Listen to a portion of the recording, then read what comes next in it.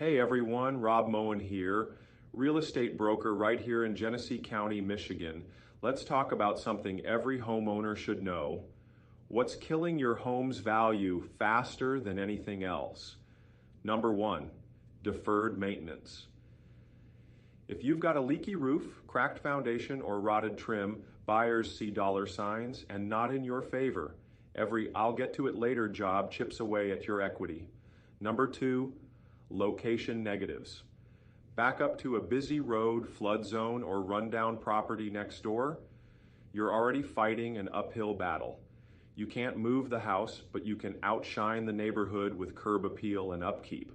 Number three, outdated everything. That 1980s kitchen, pink bathroom tile, or ancient furnace, those aren't retro, they're red flags to buyers.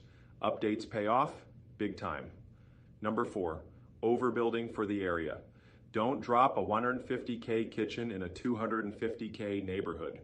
Appraisers and buyers don't reward you for being the most expensive home on the block.